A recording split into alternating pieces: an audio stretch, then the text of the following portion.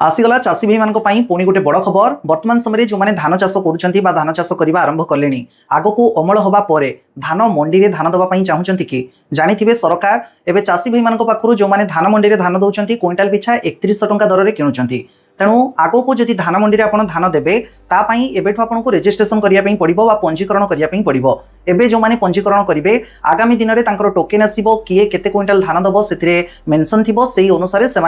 से क्विंटाल धान धान मंडी में देपारे जोटा कि प्रत्येक वर्ष एमती आसूची जेबेठु ये व्यवस्था आरंभ है। तेणु से अनुसार एवं सरकारी स्तर विज्ञप्ति आसी बहुत दिन चाषी मैंने अपेक्षा भी थे से नहीं केबे आसीबो विज्ञप्ति एवं अप्लाई भी आरंभ हो जाइए। आगु को शेष तारीख केबे आसी सारी कौन कौन कागज पत्र लगे पूरा अप्लाई प्रोसीजर कौन रोटी जाकि अप्लाई करेंगे। तेणु चलतु एने डिटेल्स आम भिडियो आगे कथा भिडियो को शेष जाए देखो आउ भिडियो जब आम भल लगे व्हाट्सएप फेसबुक में समस्त भिडियो को शेयर कर समस्त बाबद में जनईदेवे। नुआ कर चैनल आसते सब्सक्राइब करनी आउ फेसबुक में आमको देखुले एवं ही फॉलो करनी आउ ता सहित कही रखे प्रधानमंत्री फसल बीमा भी चली अगस्ट 15 रही शेष तारीख जो मैंने एजें करना व्यस्तता भितर रही जब भूली जाती जनसेवा केन्द्र को जाकि तुरंत से काम भी सारी दिंतु। आउ एवं पुणी आसीगला खरीफ ऋतु जो मैंने धान चाष करुँच भी धान मंडी में धान दवा नहीं पंजीकरण आपको भी समय सीमा मध्य सारी दिंतु। ये देखो जो मैंने एबे धान चाष करुँच आग को जदि धान मंडी में धान दवाई चाहती एबेठु पंजीकरण करने ऑफिशियली विज्ञप्ति आसी आज खबर कागज में बाहरी जो मैंने पढ़ी थे देखिथे तापर भी जो मैंने जदि देखी ना कि असुविधा नहीं मुझे कहीदे पूरा डिटेल्स देखूँ।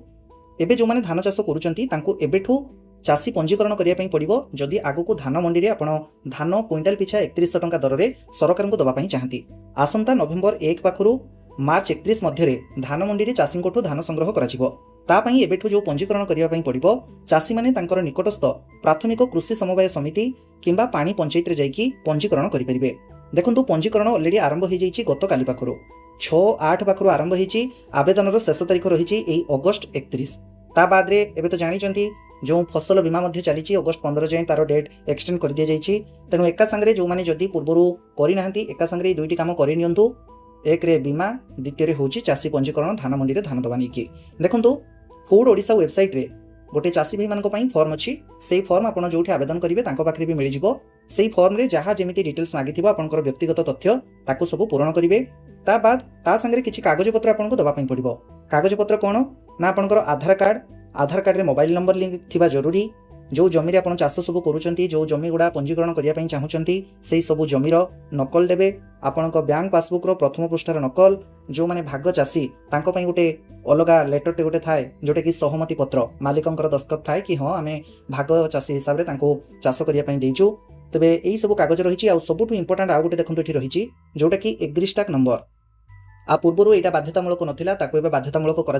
बहुत बार अलरेडी मो भिडियो में कही आपण चाषी जदि जड़े चाषीटी हिसाब से आपंकर परिचय पाई फार्मर आईडी बा कृषक रजिस्ट्री बा एग्रीस्टाक आईडी रे पंजीकरण करंतु निजर जमी जमा रेकर्ड देकी सेमिति कले जाइए आपण कृषकटी हिसाब से आपंकर परिचय रहिबो चाषी संपर्कित जेकोसी योजना सब चलुची से भी आप टंका पाइपर। तेणु एथर धान मंडी में पंजीकरण करने नहीं भी से एग्रीस्टाक नंबर मगा जाइए जो मैंने पंजीकरण जदि करना निजर कागज पत्र सहित जाकि सीएससी सेंटर में आग रेजिस्ट्रेशन करनियंतु देन 48 आवर पर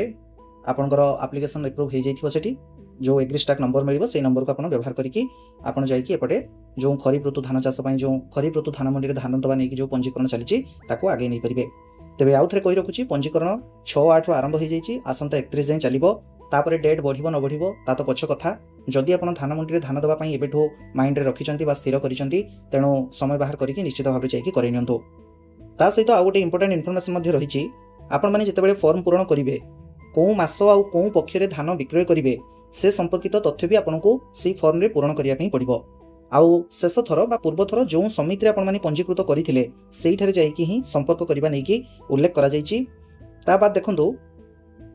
चाषी मैंने शेष तारीख को अपेक्षा न करिकी शीघ्र पंजीकरण करने अनुरोध करा जाइछि जोटा कि आपको कहली डेट बढ़िबो न बढ़िबो से तो आम हाथ में नहीं पक्ष कथा आपको जदि मंडी में धान दबार अच्छी क्विंटाल पिछा 3100 टंका दर माने यही अगस्ट 31 पूर्व ही निजर आवश्यक डॉक्यूमेंट सहित जाकि निकटस्थ कृषि समवाय समिति नचेत पानी पंचायत करनियंतु। आउ जो मैंने भाग चाषी जो सब डॉक्यूमेंट कहली से सब डॉक्यूमेंट तो लगे ता सहित जो एक्स्ट्रा गोटे कहली जमी मालिकों पाखु गोटे सहमति पत्र आणवे आउ ता सहित एठी आ गोटे पॉइंट रही देखंतु भाग चाषी मानू पंजीकरण करने हेले भी जमी मालिक से उपस्थित रहा जरूरी कहीं ना भाग चाषी और जमी मालिकों आधार ई-केवाईसी माध्यम पंजीकरण करा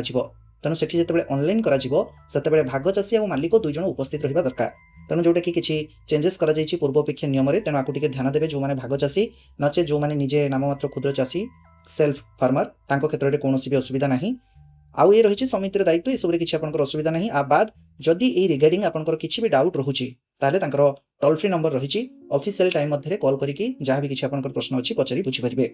तेज ये खरीफ ऋतु जो चाषी भाई मैंने धान चाष करुँच आग को धान मंडी में धान देवाई चाहती से चाषी भाई मैंने एबेठू पंजीकरण करने नहीं जो सरकारी विज्ञप्ति आसी से संपर्क में आ सहित भी आपको कही रखिली प्रधानमंत्री फसल बीमा एवं भी चली अगस्ट 15 रही शेष तारीख ता पूर्व ही यह सब कम आपने सारी नियंतु एजें जब आम वीडियो देखी था वीडियो जब भल लगी है वीडियो को समस्त लाइक करने सह अन्य व्हाट्सएप फेसबुक शेयर करनी आम सह जोड़ी हुई रुहतु नुआ कर आम चैनल आसते ही सब्सक्राइब करने सहित फेसबुक जब आमको देखुं फॉलो करनी सब सठिक खबर अपडेट केवल आमरी वीडियो माध्यम पाइपर।